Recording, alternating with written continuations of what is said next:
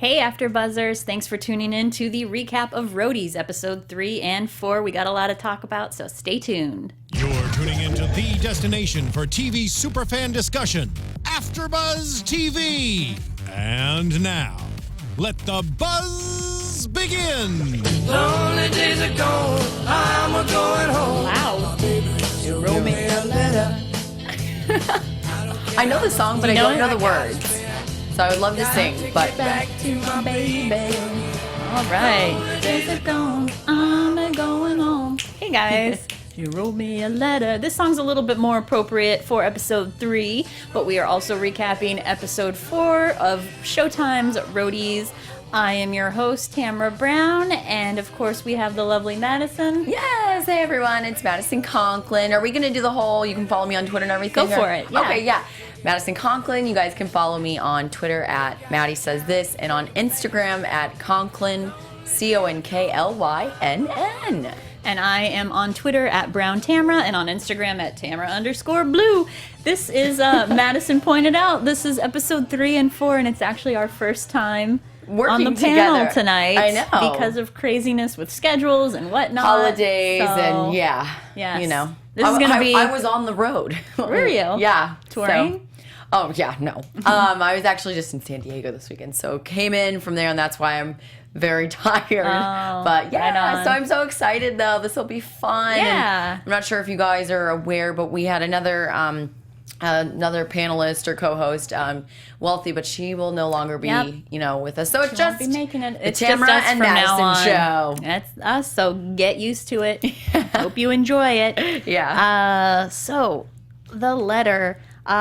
This episode is all about a blogger who comes to see the Yes. show. Blogger who has a huge following. I seem to notice a lot in shows now a trope of it's not even a trope yet, but it's kind of about like the blogger with a huge following that has a huge impact, or the And a big ego. or somebody head. happens to record something on their phone and it happens to go viral. And yes, this is, in my opinion, this is like relatable to today, but not quite, because of the fact that I'm like, I don't see there's so many music bloggers out there, but I don't see one. There's no blogger that's like a household name. Yeah. Which I think that this guy, Bryce Newman was supposed to be. Right. It was a little like, I feel like TV shows and movies blow up the importance of bloggers more so than they really are. Does that make sense? Kind of.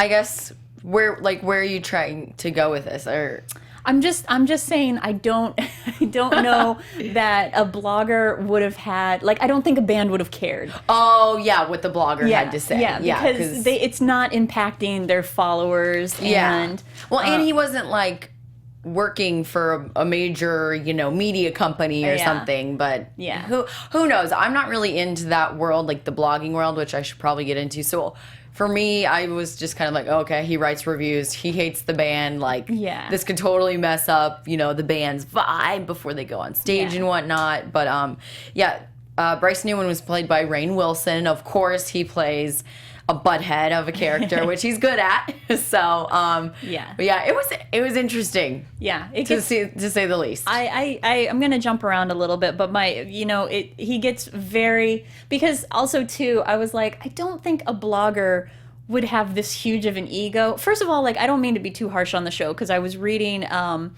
an AV review where they had actual roadies talk about the show Roadies and like how realistic they thought it was. Okay. And the review was basically like, they pointed out, this, and this aren't all that realistic, but it's a drama on television. Yeah. So like we can suspend our disbelief. So Tamra needs to suspend her disbelief a little bit. But that being said, like, this blogger has this huge ego, as if like he walks into a room and just like the doors just open. Yeah. And I'm like, I don't think any blogger has that kind of sway. Again, but I don't know. I wish I was more a part of that world, because I feel like if you have a good following, whether you're on Instagram, Snapchat, Facebook, any sort of social media, and you can have a following, I mean, your head can get pretty big pretty quick, you know. The only person I could think of that would be like that would be Tyler Oakley.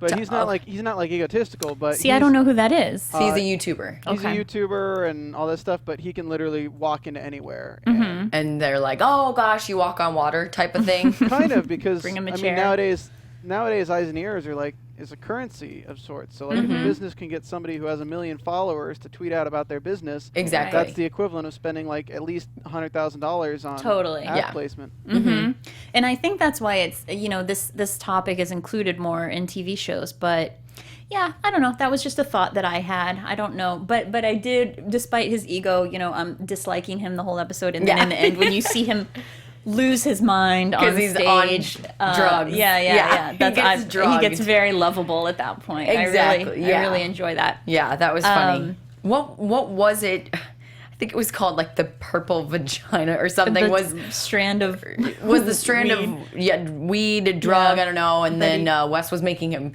little espresso shots with it, and it just went from like 0 to 60 in the blink of an eye. He was this, again, this dickhead of a character, and then he's like gets high on these drugs and he's running around naked, and it was kind of weird to me, like when he was staring at the posters of Taco Jose or Jose Taco or whatever, and they like it was just this show is so like it messes with my head, not in a like bad creepy scary way. It's just I'm always like, what?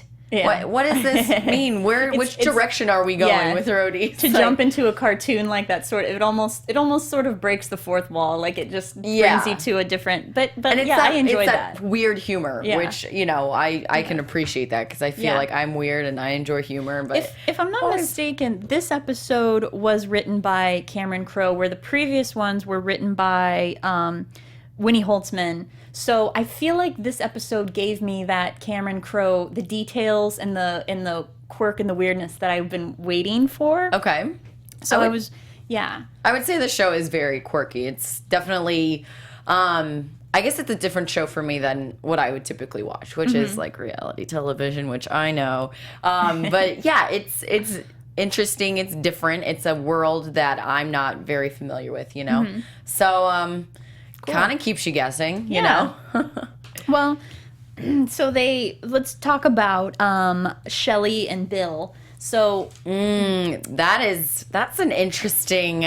I like that we're now peeling back more of the layers of the onion and seeing their relationship start to blossom. So Bill, in this episode, they're in Atlanta, episode 3, and Bill has his once-a-year girl, Cassie. Yes. And so every episode we seem to open up on Bill in bed with a new love interest, or with whoever is the woman of that day, moment. of the catch of the day. And it's supposed to, I think it's only serving the purpose of emphasizing he and Shelley's apparent romance, inevitable romance, or whatever it is bubbling under the surface. It's all supposed to show her. It's the purpose of it is to see her reaction to it. Yeah. So Cassie, which I'm confused who she is.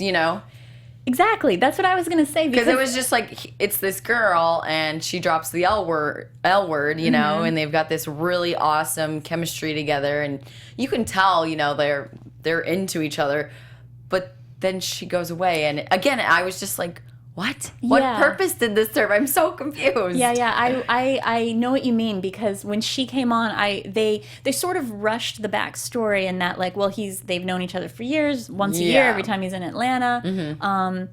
She says, I love you and all this stuff, but something about the scene, I was like, have we met her before and I'm forgetting, or something like that, where it was just like, no, they just have a need to put like a backstory to her for some reason. Yeah. Which, maybe it worked. But,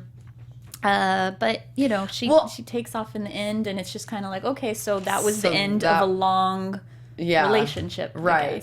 Well, and I feel like maybe, we do get those quick little backstories of all these women he's sleeping around with, because in the end, maybe it'll just, I guess, open his eyes to Shelley, to be like, I've been looking with all the, I've been looking for all these qualities in all these different girls, and I can't find it in just one girl, and then maybe that'll be Shelley. I mean, I don't know, Yeah. So, do you think that it's a matter of, because Shelley's married. Right. So, like, do you think Bill just thinks that he you know, since she's off the table, he's trying to move on? Or what do you think their relationship is? I think, I mean, it's one, you know, like best friends for a long time. They can tell each other, you know, okay, you are pissing me off. Get out of my face. Or it's like, hey, it's been, you know, a couple hours since I last saw you. I missed you. You know, that kind of, that best friend, brother-sister type relationship, but with the romance, you know, there's a weird tension. There's a weird vibe going on between them. So I don't know. And we keep getting glimpses and little snippets of Shelley, like, oh God, my marriage is ending soon, you know? So she's always on the fence about her marriage, and then he's, you know, Bill's character is there with girls a new girl every episode, maybe two new girls every episode. So I don't know what's gonna happen, but I mean, I definitely hope they get together because I think they complement each other very well. Of course, they're fictional characters, but a girl can dream for something like that. Yeah. This episode started out with Kellyanne Googling how to be funny. Yeah, that was like again, and I don't know if this is just the quirkiness of the show, but it seems like they start these, you know, like little stories for each character, and then it just but then it's completely dropped. Exactly. Like, so you're And I think this is, for me, the hardest part of, like, really diving into the show, because it's like, well, wait, why was she trying to be funny? Like, what prompted her to say, like, I'm not funny, I'm too serious. Something like that. I don't know. What did you think? It could have been, I might just not be remembering, maybe in the episode 2, it had something to do with her being too serious. I mean, they have presented her as, like, a character that's focused on, like, her future career or something like that, but... Yeah, that little thing of her trying to badly tell jokes, I didn't get what the purpose of that was. Yeah, what it was adding to the...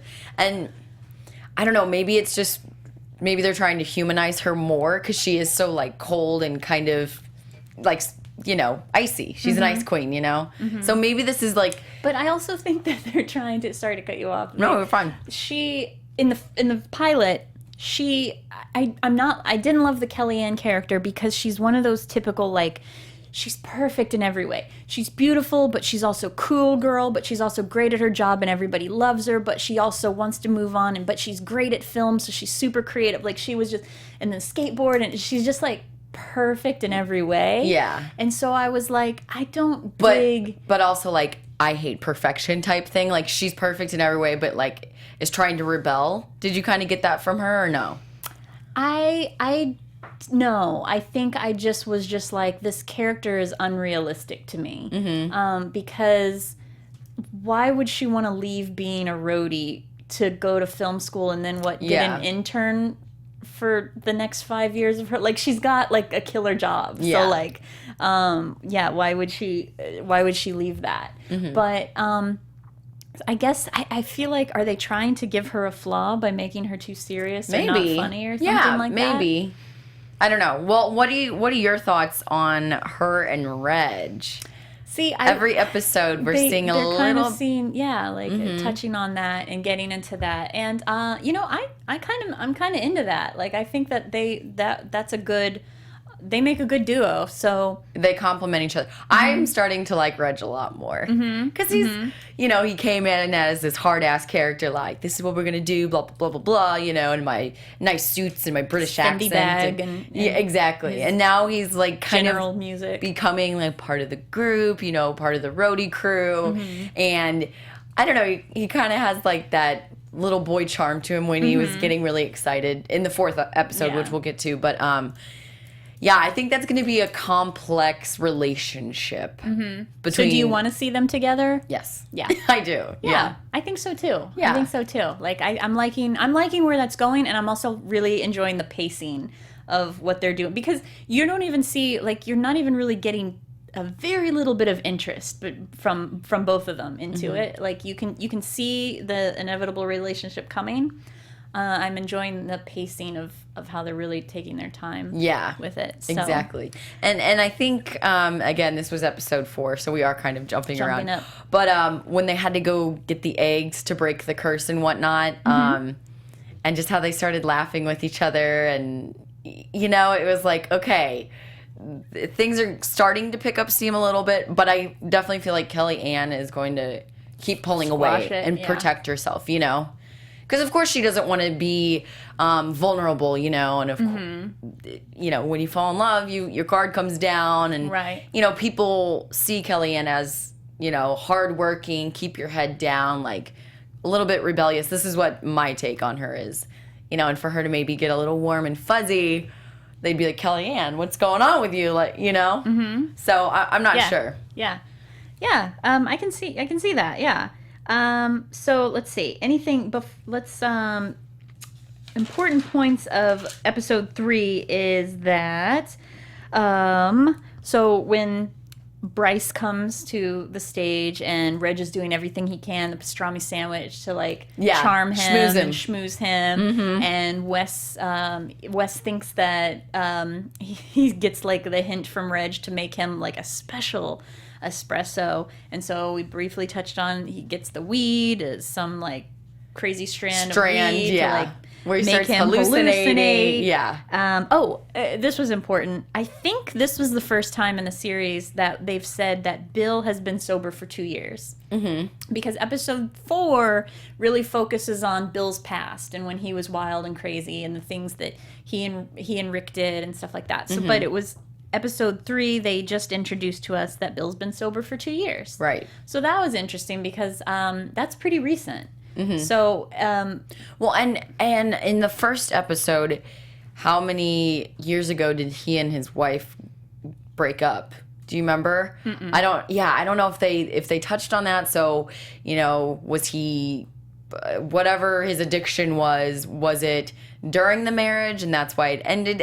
Again, all these storylines are like, here's the story, and we're going to drop the ball and not let you know what else happens. So it's really hard for me to kind of relate to these characters and see who this character is. Yeah, I can see his wife character coming back, in the future we're actually going to meet her. And I do have a feeling that if he's only been sober for 2 years, I think she's been out of the picture way longer than that. I almost thought Cassie might have been the ex-wife for a hot minute. Yeah, I agree. When he talked about her during the first episode, the premiere, he didn't speak highly of his ex-wife. So I'm like, okay, wait, Cassie can't be because he doesn't care for his ex-wife at all. Yeah, so. Good remembering that. Yeah. But I enjoyed learning that about. I feel like we know these things about Bill. Like he kind of grew up with the band, and that's how he got involved with them. He used to be a partier. You know, now he's a womanizer. There's something brewing between he and Shelley. But like. You know, also when they keep heightening how he's still trying to fill Phil's shoes. Oh yeah. With every episode, he's they're doing the holding the hands and the like, or not holding the hands, but like he's like Phil did, but he's trying to do some sort of like ritual type thing. So he's a hard worker and he wants to do a really good job and be respected. And I think he is respected, but there's something that I'm still just not. Feel like we're slowly peeling back the onion of Bill. Like there's a lot about his character that I still don't feel like we know him very much. And I don't know why it is. I think it's because we have details, but we don't see. It's sort of like we say. It's like characters are like Bill's this. Other characters, Shelley's like, oh, you're sleeping with another woman. Oh, we're seeing these other details put on him by other characters, but I don't see anything actually like coming from Bill that like lets me know what type of, I don't know, I feel like I'm missing part of Bill's character. I still don't know him very well. Yeah. Well, you nailed, we hit it right on the head. Whatever that saying is. But I feel that way with all of the characters. Yeah. So again, it's only the 4th episode, so we're still creating those, those character stories. And it's also, there's a million characters. So so it's really hard to get to know everybody and get a really good sense of who this person is, because, they're jumping from, who do you like best so far? I guess, I do like Bill's character because I love Luke Wilson. But I would probably have to say Reg right now, because he's kind of one that I guess I've been able to relate to a little bit, being put into a new situation where you're the outsider coming in and working your best to really, create relationships with people. Still kind of having to be guarded, but so for me anyways, he's the one that we're getting to see kind of more of, I like Reg. How about you? I think I like Donna. Because she's I don't know, the just little snippets that they say about her, I find her story really interesting. She and her partner are, I guess, breaking up on this episode, but that apparently happens a lot. They're adopting a baby. She's, any chick that is working a tech job, I'm always, a champion for. So, I really like Donna. I'm liking Milo more now that he's dropped the British accent. The British accent. He's really funny. Maybe I like Milo more than Reg. Gooch is really fun. I think like the second tier players are who I'm way more. I think we're getting a better sense of who they are than our main characters. Than the main characters. Yeah. Our second tier characters are being. I don't know. Maybe right now I don't know how to articulate it exactly, but I feel like I'm liking the second tier players better just because I'm getting more of a sense of who they are. Yeah. I don't know. Well, speaking of the second tier, can we kind of move into the fourth episode? Oh, yeah. And the storyline behind Rick, or is there something you wanted to touch on? One more thing. Yeah. I loved, there was so much Lindsey Buckingham in this episode, and that was a really cool get. Yes. So, I love Lindsey Buckingham.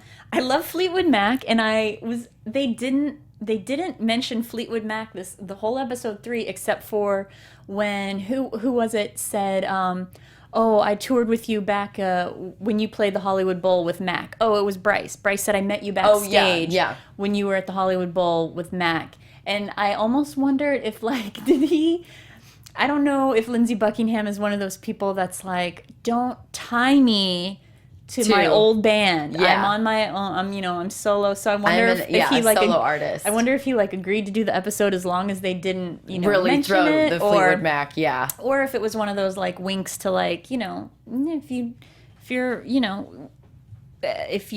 who Lindsey Buckingham is already, then this is a wink to you. So yeah, absolutely. Well, going off of that, the second tier characters is what we were talking about, and.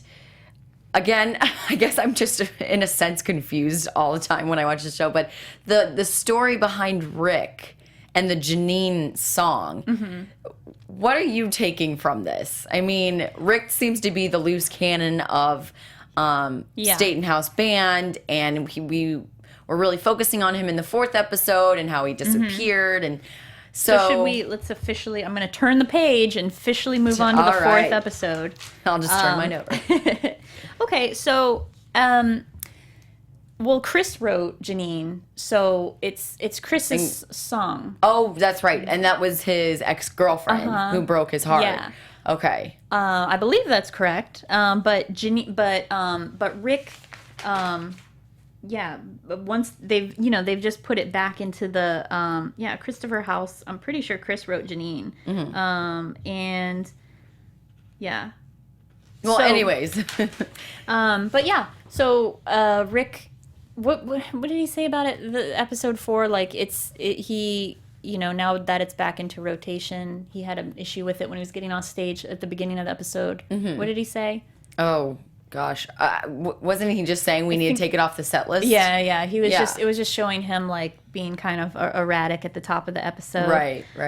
So episode 4, it's their day off, and it's just kind of okay, how are they going to spend their day off? Yeah, exactly. And then Reg says the godforsaken C word of the city in Ohio. And so that kind of traps him on the tour bus with the roadie crew.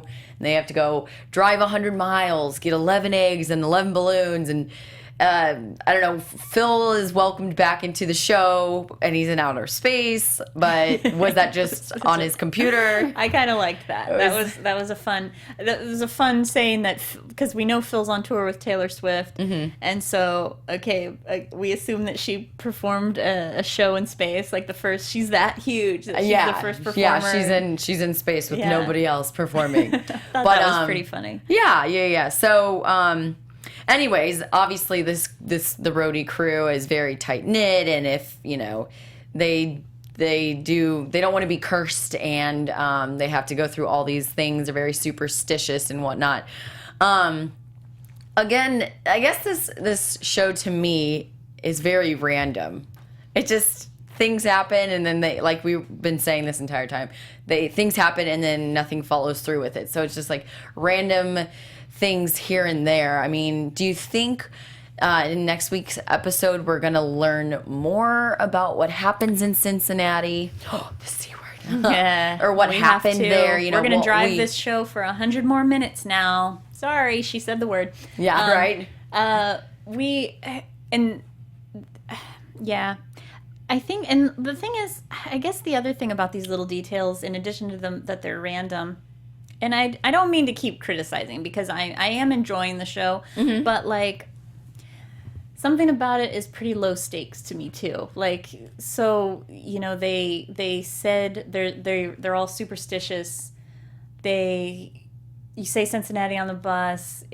Gooch explains like it pays homage to the people that died. And the 11 people that died in the stampede at the Who concert. 1979. Yeah.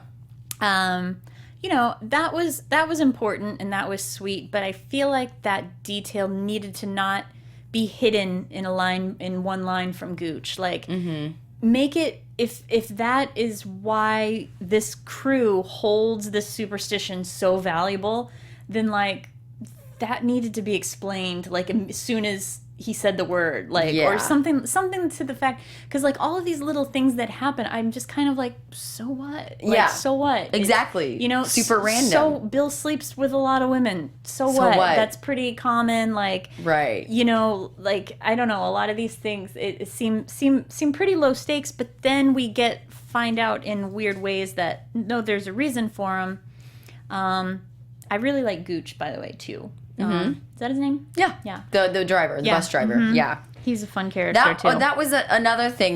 Today we kind of got to know Gooch a little bit better, and he has this, wife with this killer body, and she's gorgeous and whatnot, and she keeps having to cancel on him, So I feel like she's definitely sneaking around on him. But I don't know. We're probably not going to find out any more about her, because that's kind of how the theme of the show goes. Like, hey, here's a new character, and this is why, and then bye. No, see you never. Yeah. Yeah. So. And they're on their day off. They're in Louisville, and Rick disappears, so they have to go find Rick because he's on some sort of bender. Again, this is one of those details where I was like, So what? Like, it's your day off. Would everybody really on a crew be wondering where this guy who's already known for, like, being a loose cannon, like, I don't know. I feel like it would be somebody else's job to track him down and not the tour manager and production manager. But, it's sort of resolved in this way, too, where he was just like, no, I'm just having a day off. Here I am. Like, what are you freaking out for? And it was just kind of like, that's kind of what it seemed like the whole time. Yeah, exactly. To me. But it was really fun as Bill and Shelley were looking for him. And connecting. And even though they were supposed to go to the cemetery on their day off, Bill cancels because he wants to be with another random girl, and you can tell Shelley gets pissed. But then they end up being together the whole day and going all over Louisville trying to find Rick. And now, my favorite scene of this episode was obviously Red Velvet and her husband at the door. So random. It was just, again, and it was, I love the story of the stripper who they paint her as sort of like Black China, like this stripper who's you know, when the rock star's in town, calls her up, and you know, they hang out. But I guess now she's like married and a little settled down. Her husband bakes scones. And, like, I love. The husband was so like it wasn't that he was creepy, but it was just like, I guess a little creepy too, because he like appears out of nowhere and he's like, "Do you want to come in for a scone? Do you like jazz?" And then I guess jazz, which I didn't know was a key or a word for like swingers. And they were an interesting, like, I would love to see more of, like, I don't care much about what Kellyanne's doing so far. Yeah.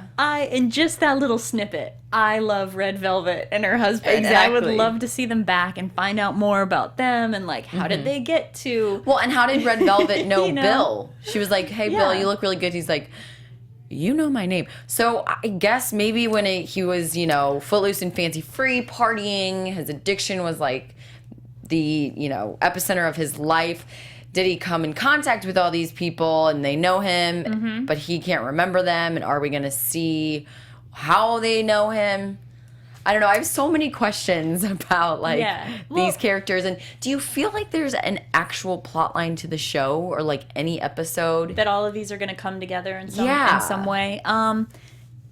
Good question. I don't know. I don't think that there is an actual plot line other than, you know, a band that forms, or a crew that forms these bonding friendships while they're all just trying to do their job. But that's kind of okay with me. That there's not like a clear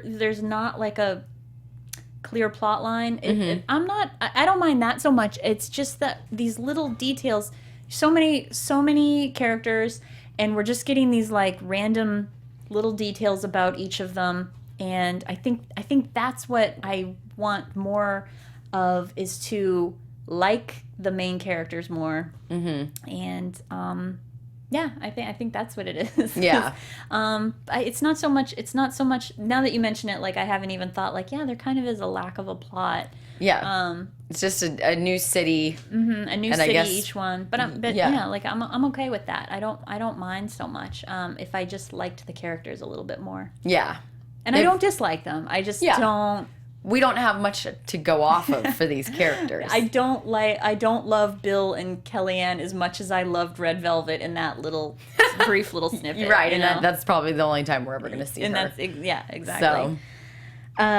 So what else in this episode? Oh, and we keep seeing, you know, Natalie in episode 3 and episode 4. Natalie comes in, the crazy stalker girl, is kind of becoming part of the roadie crew in a good way. Yeah, and saving the day. Like, when the whole first episode, they're just trying to get her out of there and have nothing to do with her. Right. And, you know, she really helps them out on episode 3 with Bryce, and then episode 4, you know, she's with Rick, and they're sleeping together. Yeah, again, her character to me is a loose cannon. I still want to know what her purpose is on the show. Like, what, you know, she's obviously a catalyst for things, but yeah. So yeah. I do. There was a couple lines I really liked in this episode. I really liked when Kellyanne and Reg go off and look for the eggs, and she said something about, like, well, I don't want to get shot, and Reg is like, I assume all you people have guns. Americans. Yeah. Because I know that Europeans do think that all Americans, we're all loaded up with guns. Oh, yeah, yeah. And well, and then they go to that Texas Chainsaw Massacre house to get the eggs, and then you see a person lying on the ground, but you just see their feet. Were they dead?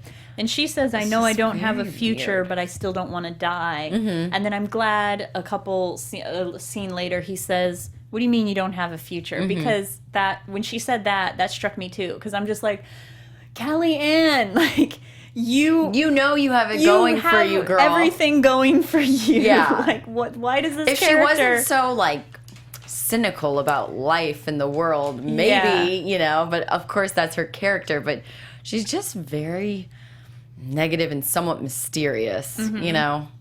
Yeah, and I'm just trying to understand. I guess my biggest thing is that a roadie job for a band that is supposedly as big, you know, Staton-House Band is a stadium caliber band. This is a band that is making, you know, multi-millions at every concert. They're playing stadiums. They're on par with, you know, I guess maybe Metallica or maybe they're not as old as Metallica, but like, you know, a stadium band. So this is a successful crew. Yeah.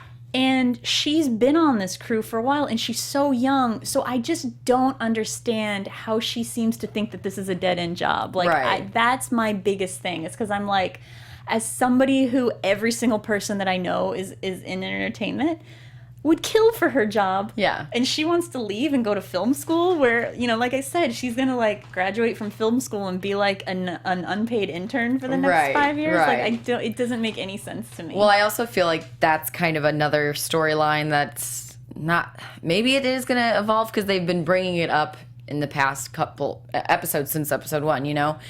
So, you know, she was going to go to New York, take the red eye to start film school in the first episode. Then she, you know, doesn't.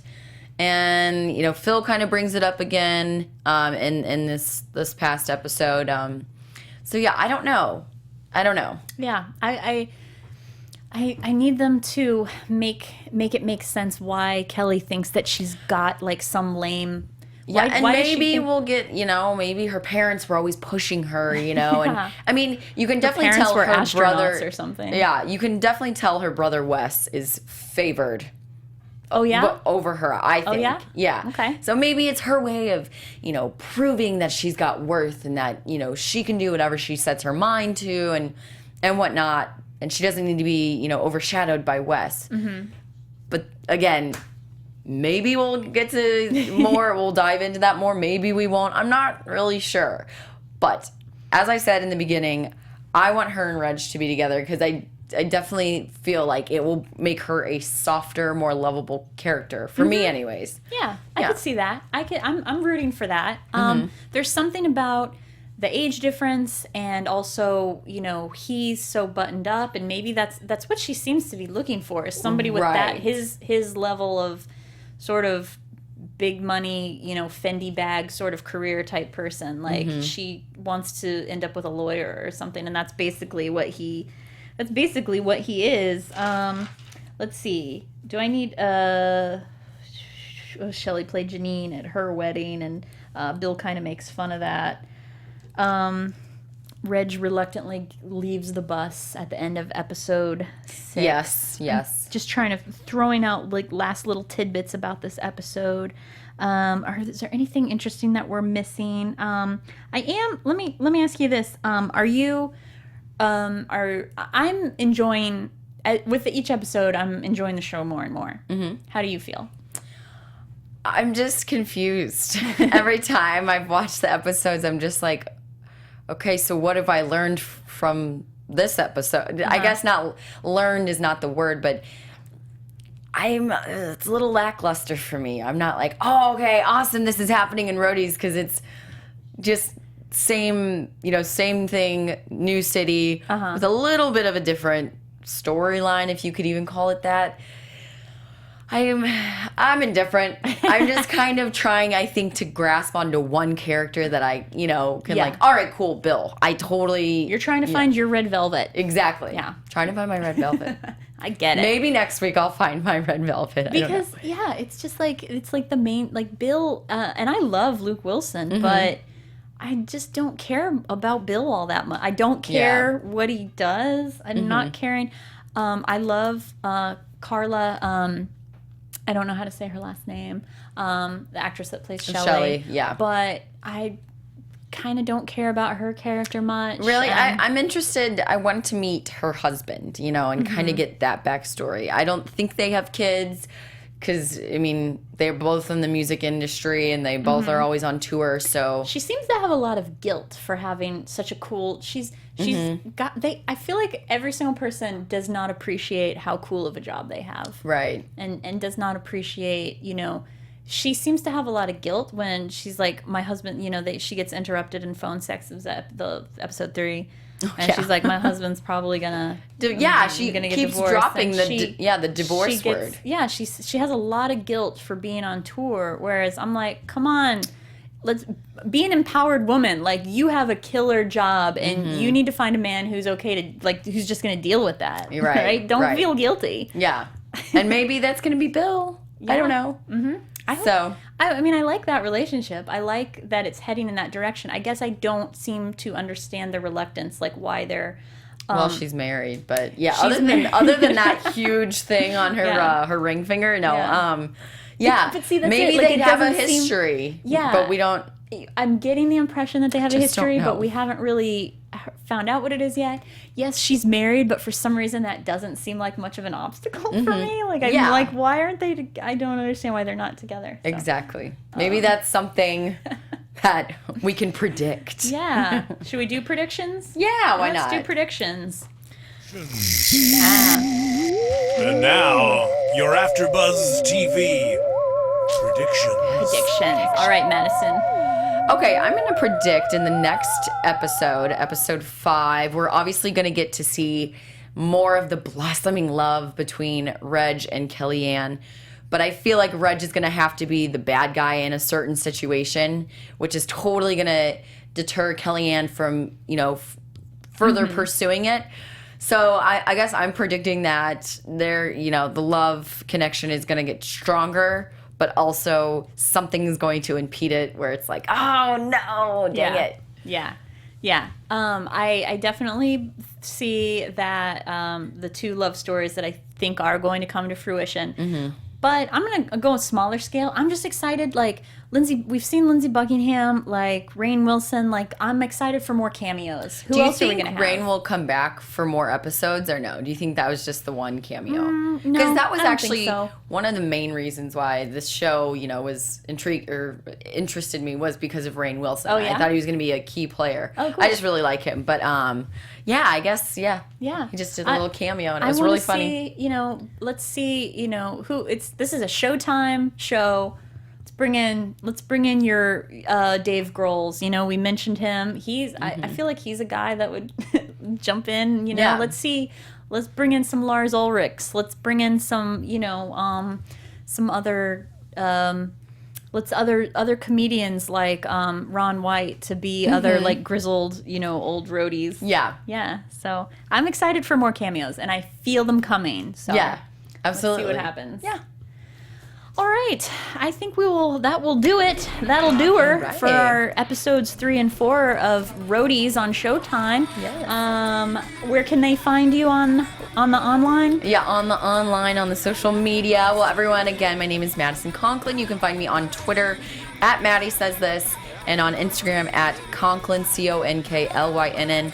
However, I think I'm going to change it to make it easier. Because I'm like, 1, 2, 3, 4, all these different handles. My handles are all over the place. Just Twitter at Maddie Says This. My handles are also all over the place.